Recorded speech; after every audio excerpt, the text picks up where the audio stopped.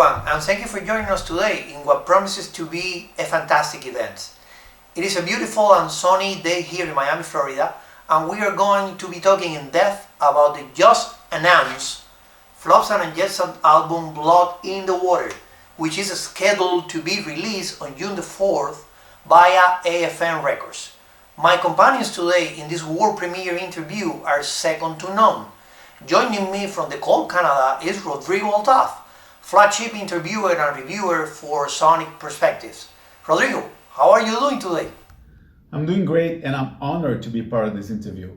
And I think to make this even better, we have another panelist joining us today. He's been forging his way in the metal realms for ages, and he's a co-founder of bravewords.com. Please welcome Tim Henderson, aka Metal Tim. Thank you so much. And yes, I am in Toronto, just outside, basking in the sun, but basking in the most wonderful heavy metal on the planet, the most underrated heavy metal band on the planet, Flotsam and Jetsam. So let's meet these guys. We got Eric AK, he's here. We got Michael Gilbert, he's here. Steve Connolly, check. Ken Mary, and the new guy, Billy Boy. Yep. Okay, so let's kick this thing off. Okay, we've heard this thing. I've biked to this thing. It's a beautiful thing. 12 songs, 53 minutes. There's plenty of meat on this bone. The material is varied. It just goes all over the map. It's easy to say, but how hard is it to do to sequence a record like this from start to finish? Wow. It actually took a lot of doing. We like to listen through the order of stuff and make sure that a couple songs don't sound really the same. If you're at a party and this thing's playing in the background, you don't want to think that two songs was one long one. So it's really a matter of making sure that this song after the one you just heard is completely different than the one you just heard. And other than that, the worst part about picking an order on this thing is that there weren't any songs that we didn't like. There weren't any fillers, and it's really hard to figure out which one's going to be title track and which one's going to be, the first single and which one's going to be the first video. We could have picked any of these songs and we'd all be happy with it. We've listened to Blood in the Water, myself, Tim, and Rodrigo, for some weeks now, and I feel that anyone doing so couldn't help but noticing that it feels like an uncanny, planned continuation of the End of Chaos, like if both albums were recorded at once and split as two releases down the line. Was there any conscious compositional effort of treading a similar path, or is it just simply the way the songs took form during the creative process? Well, I know a couple of the songs, Blood in the Water and Burn the Sky, I had written and demoed a few weeks after the mixes from End of Chaos. So I've had those songs demoed, probably wrote them probably within a month of the End of Chaos being mixed. So similar time frame for sure. We always have songs. We always have songs left over from previous records, and we always say, "Oh, we got 10 songs left over. We're going to go ahead and use these 10 songs on the next record." But it never turns out like that. We always end up writing new stuff, because I think we go back and revisit those songs. And go, these could be way better. And it's weird, the pattern that we're following now. We're being very consistent with since we've been on AFM, consistent with the self-titled record, then the End of Chaos, and now this one. They all sound like they fall together, and that's something that Flotsam and Jetsam hasn't done in the past before. With member changes and grunge music, and just trying to feel where we fit in. And I think we've actually hit it now, like where we fit. I totally agree that there's a connection and a flow that somehow you guys got in place with the self-titled album, continued through the End of Chaos, and is very much present here as well. And I'm more than sure that the vast majority of the Flotsam and Jetsam fans and metalheads in general are gonna love this album to bits. Tell us about the visual identity this time. On the last cover, we had Flotzilla showing his destructive power on the cover at the end of Chaos. What was the thought process behind this cover where he's seen lurking in the dark? Flotzilla probably should have been on every record, but that was just way too Iron Maidenish for us, even though we love it. That was just way too much. But you know, Flotzilla is this entity that you just can't deal with. You can't reason with it. You can't stop it. You can't really do anything but watch it go. And the last record was the end of Chaos because he was going to destroy anything that he didn't like. Mm-hmm. And this time he's kind of, you know, lurking in the water, just waiting for something else he doesn't like to destroy. That's awesome. Thank you for that. So now, taking that sound similitude between these two albums and looking at the totally different scenario behind the composition and recording of them both, would you guys say that the pandemic times had any kind of veiled impact in the increased aggressiveness and speed that can be felt throughout these songs? I think some of the frustration of the whole COVID thing and the whole world being kind of in captivity, basically, from COVID, I'm sure the frustration from that has something to do with the tempos and the angriness of some of the songs. But I don't think it wasn't on purpose, you know. It's kind of a natural thing. You get frustrated because we're sitting at home. We can't be out on tour. We can't go and see any other bands because nobody's out on tour. So that frustration, I'm sure, has to play in with how some of the songs turned out. But it definitely was not. It was not intentional. Guys, the leadoff track really truly sets the tone on this album. It's highly dramatic. It bursts thanks to Ken. My God, I've still got like black eyes from the intro. Then settles into this ultimate groove. It's really wonderful. How early was the title track written, and was it a given it needed to go first? I demoed that music for that like literally within a couple months of after the End of Chaos was written, because I write songs like all year, and so does Mike. Well, on End of Chaos, we both wrote like 22 songs and turned them into AK. We're like, here you go. He's like, dude, enough. And we're like, no, here's another one. You know, I got a better one. And we would just, bombard him with ideas, and Mike would go, hey man, check this out. I got another one. I think it became a healthy competition. Like, crap, Mike wrote another cool tune. I gotta come up with another one, you know? And so we would just throw everything at the kitchen sink at him. But that one was, I totally do. Actually, wasn't necessarily supposed to be a Flotsam song. Actually, I mean, it was something. I was writing some songs continuing after the End of Chaos to maybe just do a side thing. But, you know, I didn't have any time. We went on tour and we were doing stuff, and I threw my songs in the bucket, and, you just put them all in there and they sort through them and figure out which ones become good Flotsam songs, and the ones that don't, they go in another folder as, that one was a good idea, but didn't quite get there kind of thing, you know? So. Steve, you are a sneaky motherfucker. You know that? Because oh, no. Here we go. This guy does. This is what he does. He saves all his guitar solos until just before the mix, and then he puts them out there. And then I have to go back and redo my shit in order to make sure I'm keeping up with I don't know why he does that.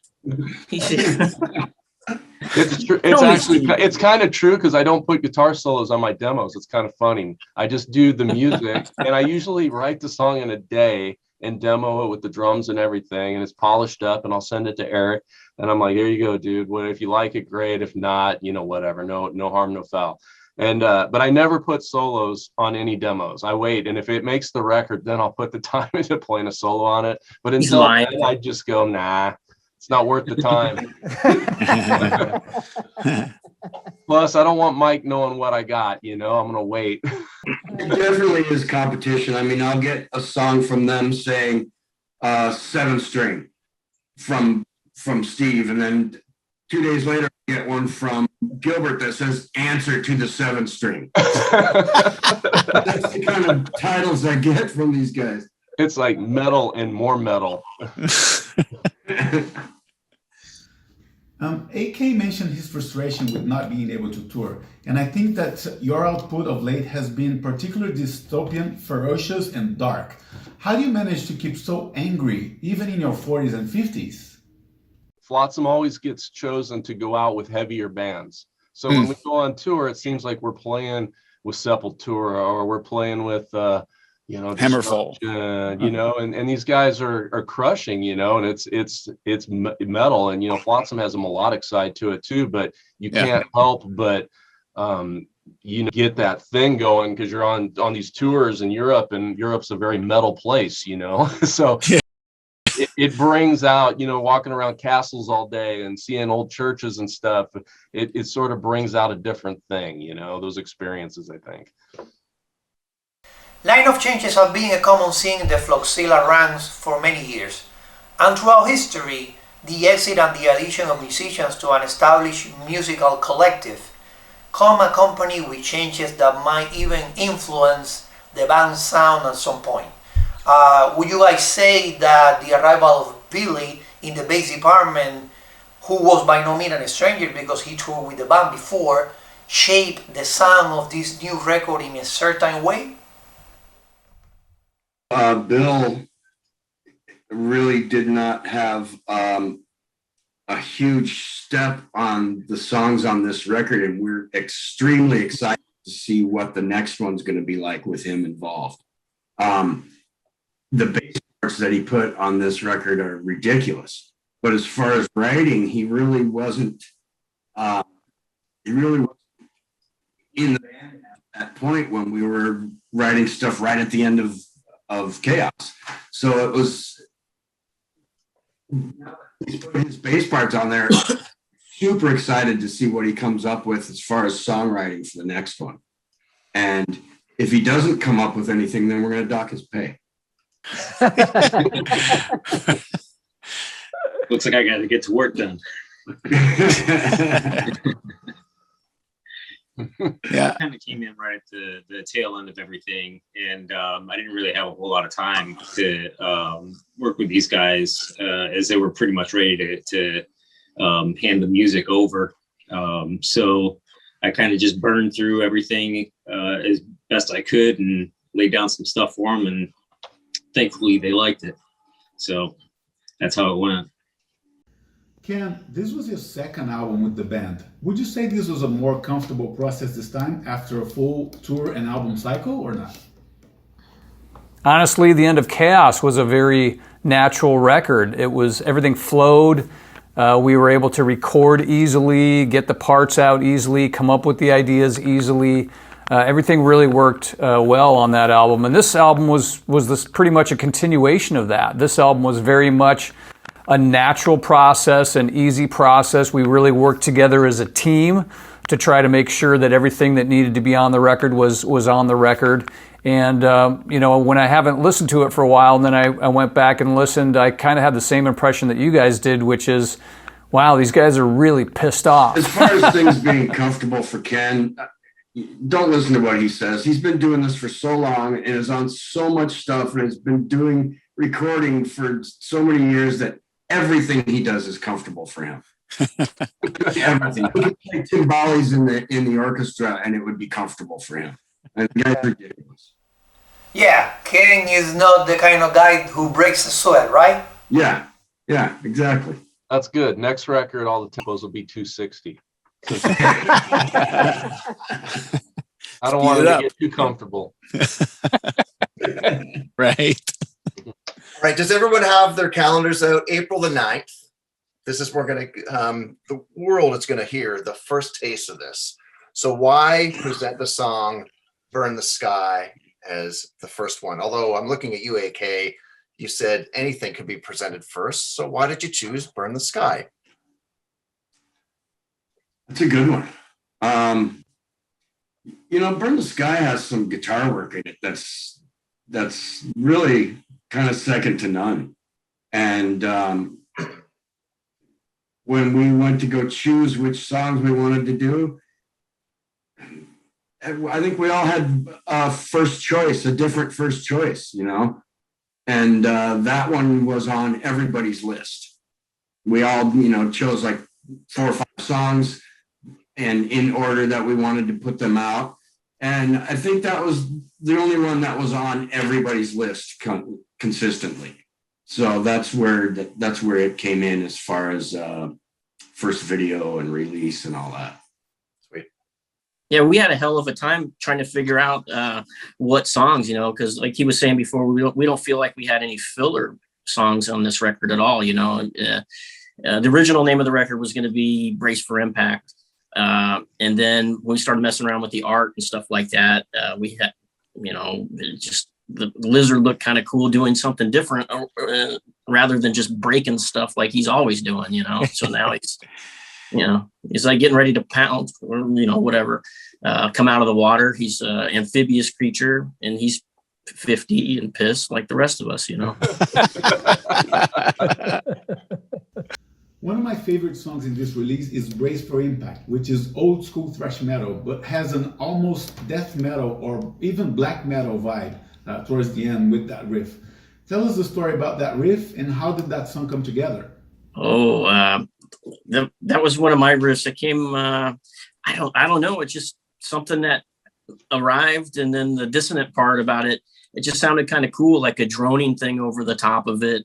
It just sounds eerie, and you know, it's not very busy or anything like that, but it just sounds very eerie and dark. Interesting that you're picking up on the black metal connotation, because when I had written Architects, I sent it to AK and I was thinking, this isn't going to make the record. He's going to tell me to F off. Like, it has the total chorus picking thing. And I go, I don't know how he's going to sing over this, but, you know, I had this idea that, look, all the black metal guys scream, right? But I know it's not right for AK, but I had this idea that I thought, you know, the guitar playing in that stuff is great. And there's lots of really interesting pissed off ideas in black metal. I thought, well, if you could incorporate some of that and put some melodic sections in and figure out how to get AK to be able to sing over that, it might be something that hasn't been done yet, you know, because most singers that hear that and go, the fuck do you want me to sing over that, you know? And he sent it back and I was like, holy shit, he figured it out, you know? And I was like, I would have never thought that he would have done that. Like, I didn't think that song would ever make the record because of that part, you know? And it did. And I was like, wow, that's actually pretty cool. Then I'm like, hey, AK, let's do that live. He's like, yeah, fuck you. I'm like, you don't want to sing that chorus, do you? Nope. Well, and speaking of black metal, on Too Many Lives, AK, are you channeling, I'm joking, obviously, your inner Rob Halford? You know, I kind of did that on purpose. Obviously. I love Halford. He's an amazing singer. And when I heard that part in my head, the first time I heard that song, I'm like, oh, this is my Halford moment. I'm going to do this. It turned out pretty cool. I really like that song a lot. Cry for the Dead, I think, provides some breathing space on an otherwise relentless album.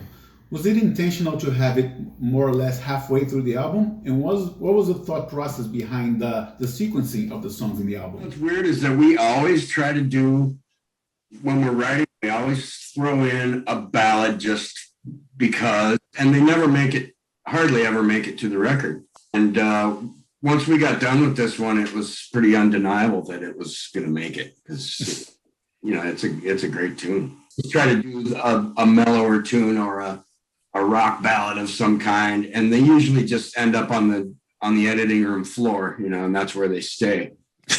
But this one, like you said, it gives a nice little break in the middle of the record, and I think it needs it. You know, people need to breathe for a minute. Yeah.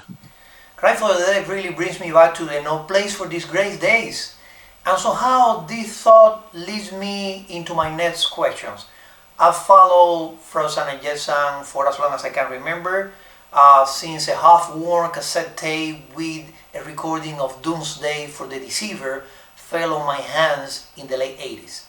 And I'd be hard-pressed to name a metal band which output has been as varied as yours, evolving through decades and going to different sounds and incarnations, to put it in a way.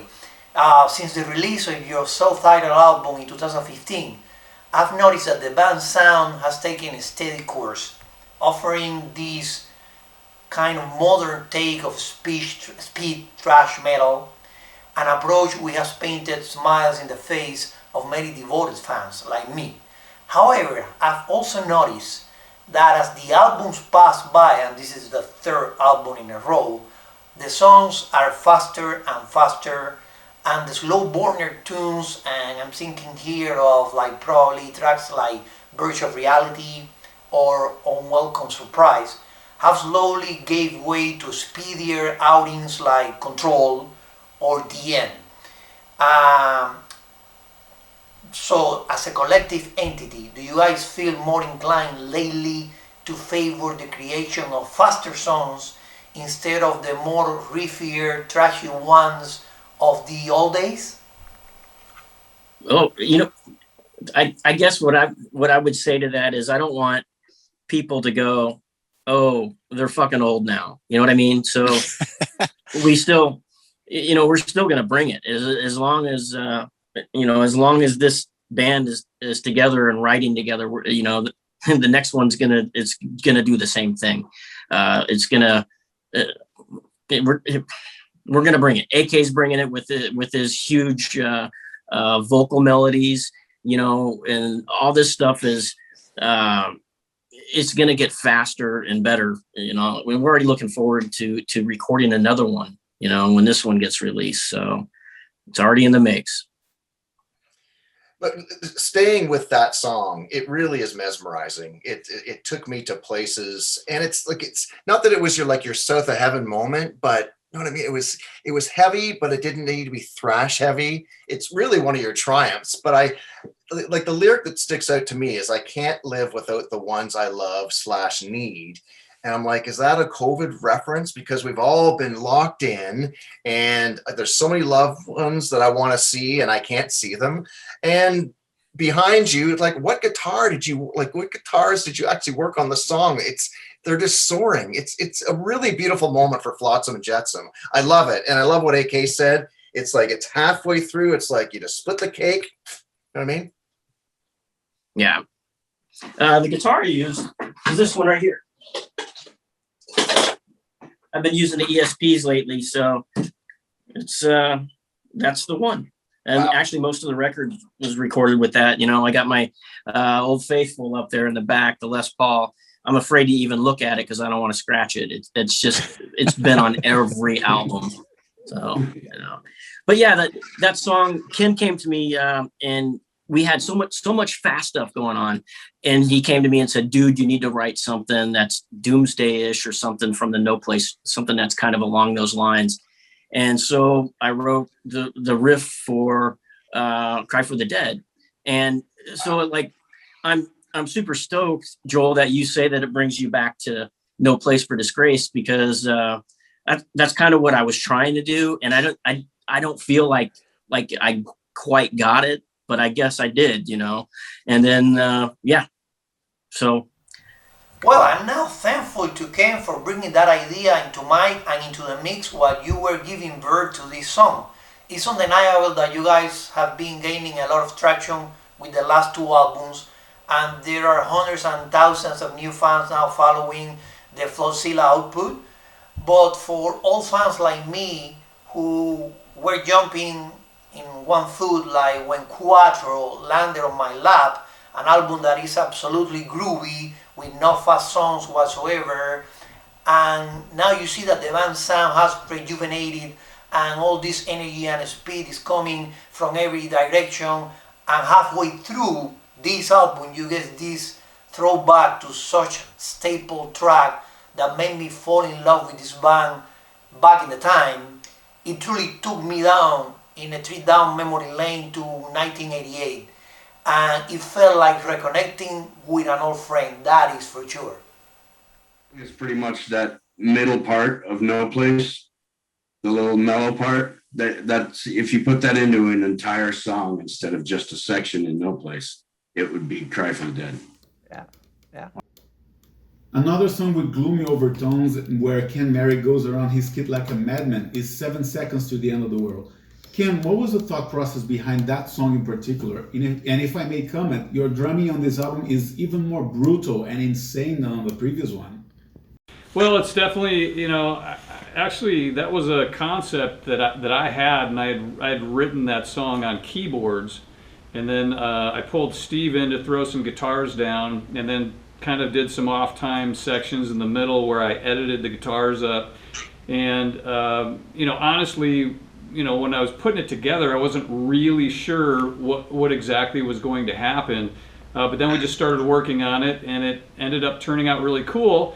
And then I threw some vocal lines on it and some melodies, and I kind of finished the song off. And then I sent it to everybody and said, do we want to put this on here? And because we already had, a ton of great songs. I mean, we already had so many songs and so many up-tempo songs. And I just said, well, hey, here's another one. Do you guys like it? And everybody really dug it. So as far as the drums, I mean, I was really writing it with the idea that drums are going to be able to shine a little bit, and you're going to be able to put some things in there that you maybe wouldn't normally put in a regular Flotsam song, and maybe some different breaks too, like some orchestration and some different things, just to try to give it another flavor. But to be honest with you, I wasn't really sure it was going to end up on the record, until everybody said, yeah, it's a great tune, we have to put it on there. And so, that's pretty much how it happened. I was going actually to say that track is another connection to the previous album. The End of Chaos ended with a full throttle metal assault by the hand of the end. And here now it seems that we are approaching another end, this time of the world, in mere 7 seconds. This song is non-stop metal with the incredible drumming we already mentioned, yet around the 2:48-minute mark, we get several guitar solos over one another in a section with a lot of riffing, and then all of a sudden these orchestrations with violins may appearance just to set into the same initial speed madness we started with. The whole song atmosphere, it feels like someone is running for his life and the universe is indeed collapsing. And I believe that Tim has a question about that track. I know that Gilbert could chug a beer and AK could fucking probably chug a 26 or a JD, but what would you do with your last 7 seconds on the planet? You got 7 seconds. What are you going to do? Well, hopefully we don't hear, is it in yet?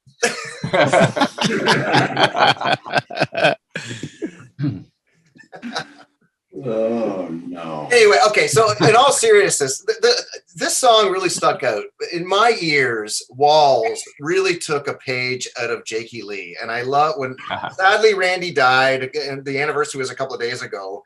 And I just love Jake, and I wish Ozzy would embrace him. But I just heard those riffs from The Ultimate Sin and Bark at the Moon, Shot in the Dark on Walls.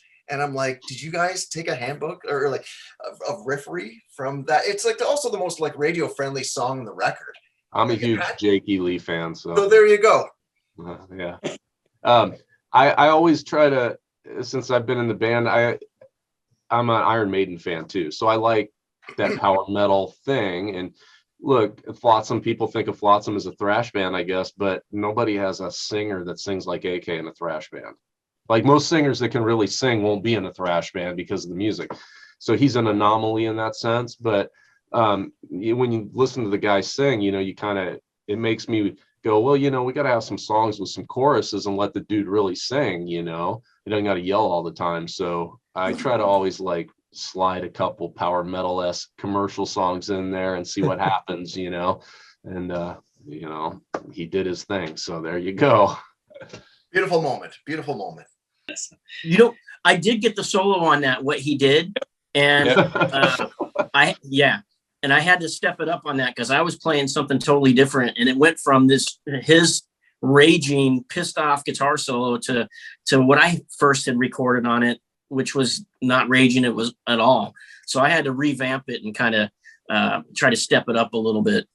Which is funny because then I told Ken to give me back the session after he redid his solo, and I was going to redo mine again. It's fucking bullshit, man. He sent me that. He goes, Gilbert did a pretty good solo. I said, oh, really? Cool. Send me back the session. Well, I'm recutting mine. But they both did such an amazing job on that. I mean, they both, like, all the solos are incredible, and not to sound like we're, tooting our own horn here, but, AK just did such an amazing job on this record. I think the vocals are stellar. Everybody really did, a great job, and kind of similar to the last record. I always felt like the last record was, you got 5 guys kind of going nuts, doing everything they can do, fast and powerful and all of this kind of thing. And we were kind of wondering at the end of the last record, well, how are we ever going to top that? What are we going to do? And this record, I feel like everybody really stepped up, the guitar, Mike and Steve and AK and Bill, everybody just did such an amazing job on this album that, we really are happy with how everything turned out. Definitely, fans and metalheads in general are gonna love this album. It's blazing, it's angry, it's simply metal.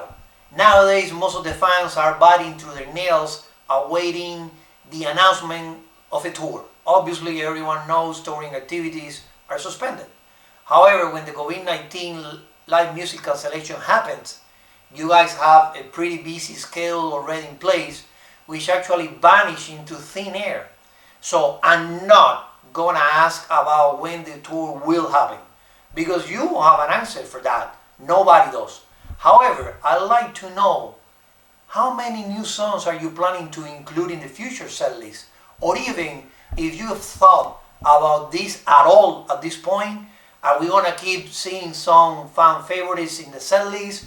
Or there are any kind of ideas about changing that a bit? What are you guys thinking? If we don't play a few songs, people just get angry with us. So, but other than that, we like to try to mix it up. We don't want to try to do the same things every set, every tour. So, and we have a huge songs to choose from.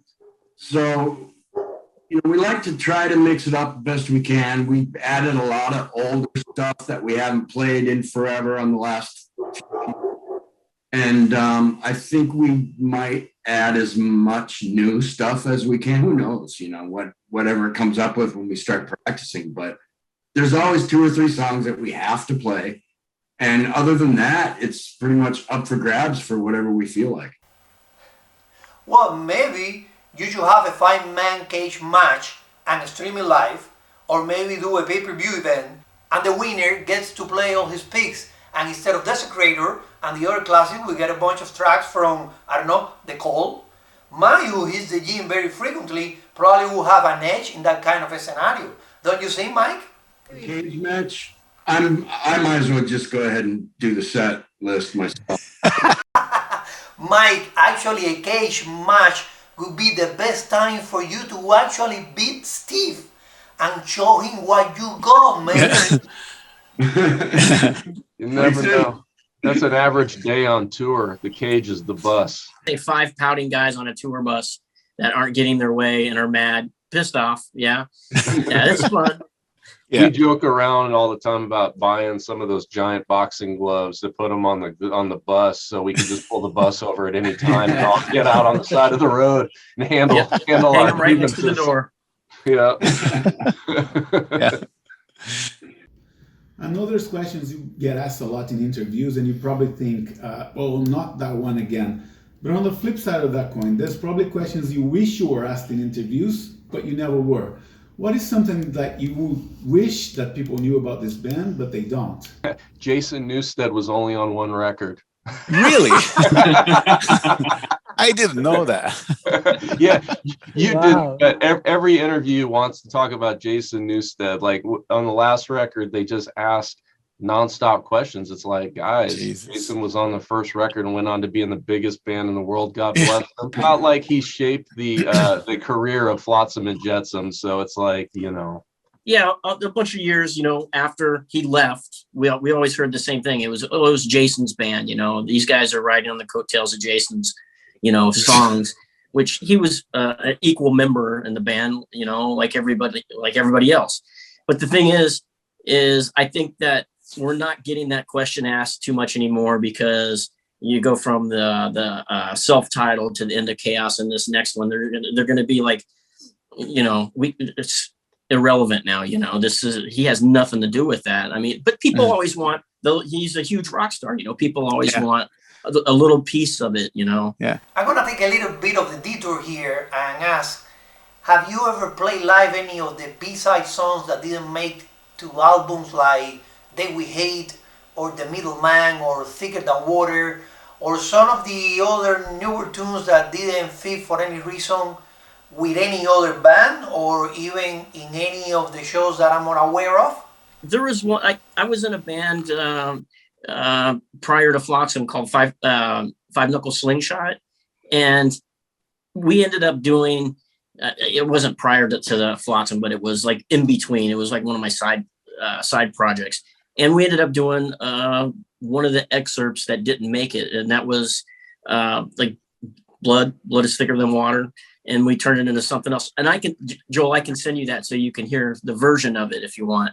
So yeah, I think everybody has got other side projects they're working on, just because it's in our blood, man. Like we all have a huge array of influences. We're not just all metal guys. AK's got some country in him. He's got something in him, right? Or whatever. Is it in yet? I guess it's country. So would we say that maybe in the not so far distant future, some sort of compilation of these songs that I mentioned just a little while ago might see the light of day? Maybe? About that a few times, putting together something with the songs that either didn't make it or that were B-sides. We've got I was just the other day listening to a cassette tape from before we were named Flotsam, 27 songs with me and Mike and Newstead and Kelly Smith and Ed.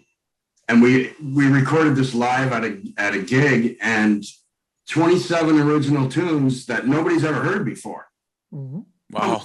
Good. So I'm always listening to some old stuff going, maybe we should revamp this and do something with it. But then I turn around and they've written 22 brand new songs that kick like, okay, maybe next time, Yeah. Is there any truth to the rumors that you want to actually cover the entire Goodbye Yellow Brick Road album? I just threw that in. Oh. Because that's where Saturday Night Is All Right for Fighting. No, that's not the question. Sorry. Let's just liven this party up. It's fucking Saturday night. No. This is Like what? Cover that whole record with empty beer bottles. So this is a really old school industry vet question, because every record that's ever been put out before 1990, the third song would be the single on the record. And you haven't presented this song yet. It's going to be the last song. So Brace for Impact is the third song. And we were talking that might have been the title of it. So talk about that song. Perfect timing, because I guess everyone's bracing for impact, because 10 days later, you can actually put a pre-order on this record. So you can answer that question and tell us fans, the collectors that want the vinyl, want all this lovely packaging. What are you going to present to Flotsam fans with this new record in terms of what they can hold? Fuck this digital generation bullshit. Yeah, it's interesting about the third song thing, because we did have a conversation about that, because on the self-titled record, one of the internet radio stations, when they got it, only played the first song on the record, and we kind of laughed about it because it was kind of BS, because it's certainly not the best song on that record that should have been on the radio.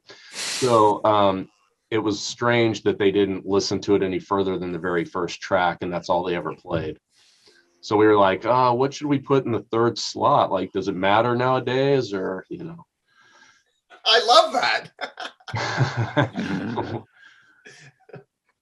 So anyways, it's a killer. I know it's gonna be the third song, I think, presented in a couple of weeks. So yeah, it's awesome. But it's signature Flotsam and Jetsam, that song. It's like, that is your, DNA. yeah. Kind of why we were going to title the record that. When you hear the title before hearing the record, Brace for Impact, it's like, you better sit down before you play this thing. Yeah. That's kind of why that was going to be the title track. But once we saw the artwork and realized that there were no songs that couldn't be the title track, it just kind of fell into place. Okay, this is a question for each one of you, since each one of you will probably have a different answer. And I want to start with the new guy. So let's see what each of you have to say, starting with Bill. There are actually two questions in one. What has been the best show you remember playing? And what is the scariest moment or thing that happened to any of you while you were on stage? Well, I think that the best show, I have a couple of them that I really like, but I had a lot of fun when we played, what was it, San Diego? I can't remember what the venue was. Brick by Brick. Which one? Brick by Brick. Yeah, Brick by Brick, exactly. Yeah, I had a lot of fun during that show. I don't know why, but that was towards the end of the U.S. tour, and I don't know. It was just extremely fun for me. So it was definitely a memorable show. Scary stuff. These guys make it too smooth to have scary stuff. Oh, listen to that. He's schmoozing us. Listen to this. We're not done hazing you, motherfucker. Hazing is different than having everything just sort of shit on stage. I gotta say that you actually managed to educate this new guy really well. He cannot even badmouth you or complain about you at all. That's quite an accomplishment. I think since the first record, right, when Newstead left, our bass players have just continually keep getting better and better and better and better. We are the Cheap Trick of metal. What about the rest of you all? Best show that you can remember, guys? I think my favorite show that we've ever done was Wacken. That's kind of the Super Bowl, like if you get to go to that and you get to play, you're participating in the Super Bowl of metal right there. It freaking awesome, and the scariest moment in this band, it wasn't a stage moment. It was when our front tire fell off the bus just outside of Albuquerque, New Mexico. It literally fell off the bus front wheel at 65 miles an hour. That was fun. That's fun stuff right there. Jesus. No, you lied. You told me that the scariest moment was when you weren't in the band. Oh, I like that. I like that. That's what you told me. That wasn't the scariest moment for me. Yeah. When Mike was not in the band. It wasn't scary at all. Where's those boxing gloves?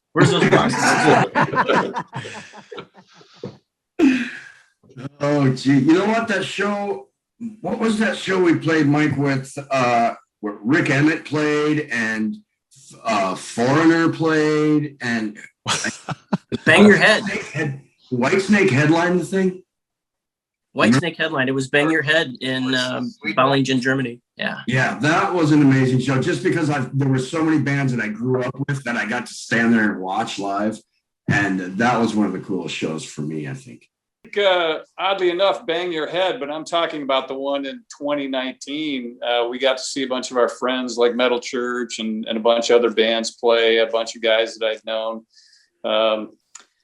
Michael Schenker played, so there was a ton of bands that we knew. That was a fun show, actually. I enjoyed that one. That and Wacken. I agree with Mike on Wacken. Wacken is definitely the Super Bowl of metal, and that was the fifth show that I had ever played with Flotsam. So it was a little bit of a experience in terms of being thrown into, okay, you're getting thrown into the pool, you better swim.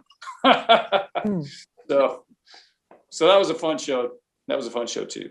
The Wacken show was amazing. I think any of the festivals, any of the bigger festivals we played in Europe have all been amazing. So it's hard to pick any of them out that were better than others. I mean, Bang Your Head was great. Bakken's great. Into the Grave was amazing. They're all fantastic. Scary moments. I don't know that I've had any scary moments in in this band on stage anyway. Although what I do, hold on, I take that back. Yeah, I had a scary moment whenever our bus broke down and we ended up on the side of the road in Belgium in a not so nice neighborhood. that was The bus caught fire. Yeah, it caught on fire, and then we ended up at a rest stop all night, and that was a whole new kind of adventure that we won't go into. But yeah, it was fun times. I think, one of our scariest moments was on 70,000 Tons of Metal drinking with Tim. That was probably crazy. He was trying to steal And I'm the empty. What the fuck? I'm empty, man. I'm waiting for you to go to the bar for me. You know what? Can I tell you one thing? Seth found in her back pocket receipts that, like, with your name on it, like AK JD, AK Big the big Fossers or something. I'm like, we got to keep these things. Can I tell you a scary moment? Because we're talking about Wacken. Brave Words was there for almost like 20 years in a row. I spoke to Biff about his new Inspiration record like a couple of days ago, and he's really tight with the organizers. And really, one scary thing is how fucked these festivals in Europe are. They lost one season. They're probably going to lose the next one. Wacken, like, it's like 2,000 people live in Wacken, and every year they invite 100,000 people. So you can just imagine economically what's going on with all these regions. So pipe in about like the touring, yeah, North America, but we all know that when you get to Europe, that's where, you know what I mean? And it's really quite sad. Biff was like, it was a really touching moment because, my God, there's like there's families, everyone's like little tiny towns that are getting, it's a sad moment. What do you think? Yeah, it definitely is. I mean, I think everybody's been affected by COVID. There's no question about it. Every band, think of all the road crews that have been out of work for 2 years, or a year, and then maybe out of work for 2 years. So it's a tough time for everybody. There's no doubt about it. And something that, we're all hoping that we get back out there and play again soon. Random question. Who will win in a fight? Flotzilla or Eddie from Iron Maiden? Flotzilla. I'm gonna say Flotzilla. Maybe we could get Iron Maiden to take us on tour and we could settle that every night. Yeah, Maybe. that would be fantastic. Huh? That was a good one. That answer. That's me calling them out right there. I don't know if you want to make that kind of boast, but Hey, if it gets us on the tour so we can find out, sure I will. Yeah. Are there any guest appearances or projects you guys are working on outside of Flotsam and Jetsam that you can all talk about, that fans can look out for and maybe support in any way? There's something going on with friends and other band members, but nothing concrete for me anyway, except I'm working on another AK Corral record. It's got this weird cult following and people won't leave me alone about it. So I'm starting another AK Corral record. Other than that, jamming with some friends here and there. I got a little thing going with Jason Bittner. I got started a little thing with Greg Hall, the ex drummer from Sacred Reich. So, but nothing concrete that's actually may not ever see the light of day, but it's just fun stuff to do, I'm not letting Steve hear any of my shit. It's not going to happen. I know he's curious. Yeah, I got something. There's like an EP of just riffing away. It's like COVID riffs, I guess you call it, because what else am I going to do? Is that going to be the title of the EP, COVID riffs? Yeah. Yeah, I did some guitar instrumental stuff I'm working on. I don't know what I'm going to do with it yet. We'll see. We'll see how it comes out. I'm going to learn your shit. I'm going to learn your solos, and I'm going to play them in my part in the song. And it's total riff robbery, but I'm going to do that to you. That'll be okay, because I'm going to change them after the fact, so it won't matter. So what about you, Ken? What's on your plate? And well, just doing some demos with Fifth Angel, and that's about it. Other than that, you know, I've been pretty busy just working on some movies and some soundtracks for animation, and also doing some orchestration for some other movies that are more serious type movies. But so I'm always involved in something in the studio. I'm working in the studio all the time. So, but as far as other musical projects, you know, that's I'm pretty much. I guess you could say I live in the studio.